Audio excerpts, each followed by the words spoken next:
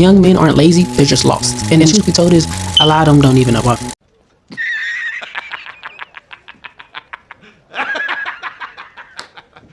Are you serious? And here's the thing, there's this misconstrued that's been going around for a lot of time, right? It's this thing that young men of today are lazy. They're either lazy, feminine, they like to do this, they don't like to do that, yada yada yada, whole whoopie do. And I'm not making excuses. It's just for a thought. What if it's because there's so much against fighting at them? And I know people are like, well, back in the day you had the army and, you know, they used to walk 10, 30, 40, 50 miles to go to work.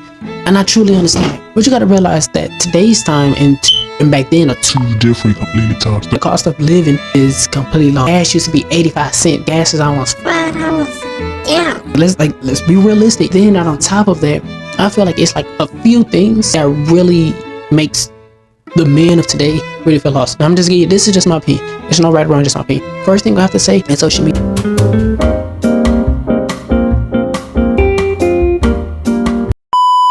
When you have access to the entire world at your fingertips, that is a bomb waiting to just blow up. Like, think about it. It used to be you would do your best, and whatever your best was, that's what your best was. It was in the discussion. But now when you have billions and billions and billions of people's best, and you're comparing your best to that person's best, a lot of times it make your best feel like it's not good enough. But how many times have you seen somebody in their 20s who's a million already? And let's just say you haven't even figured out your life yet, and then here's a guy who's 20 years old, streaming all the time and making millions of dollars.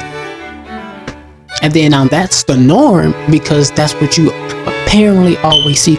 People in vacation, people out the country, people doing this, people doing that. And you look at your life, you just be like, bro, I don't know what I got going on. I don't know where my life is headed. The thing about it is, you have to realize that social media is nothing but like a movie. So people only put the best stuff on that movie. Scrap out all the mess ups. They erase all, get rid of all the bad moments, the sad moments. There's only the good stuff. What do you do in a moment like that happens? When you look up and all you see is good stuff. This is gonna lead you to my second point. Harrison really is the thief of all joy.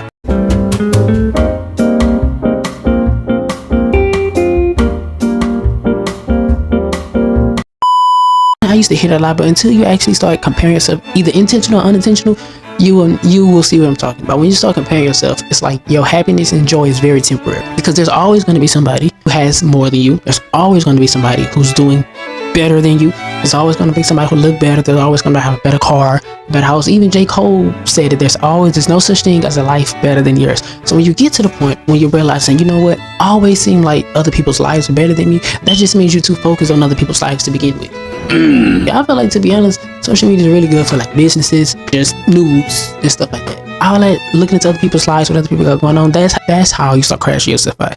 Don't let that worry about that, because it's not that important. It's really not that important. And when you go out throughout your days just worrying about what other people got going on, and you know how you compare up to other people, and it's something that I struggle with myself too. I always kind of find myself like, okay, I'm not comparing myself to other people, but like comparing myself to me. Like, I need to be doing this, and then I find myself, well, if I'm not the version of me and myself that I think I am, then I feel like I'm not doing enough. I feel like I'm not pushing myself hard enough. When in reality, the version of me that I see is the version that I have to become. Not the competition. It's not me versus me. It's me becoming the better me, right?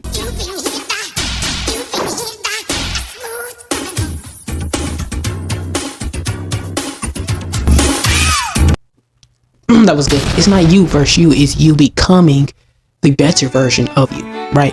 And so for me, I find myself trying to calm myself down from, overthinking, which I sometimes do pretty. I haven't mastered it, but it's one of those things where you have to learn how to relax and realize that you're going at your own speed, going at your own tempo, that you're doing it okay when nobody else got going on.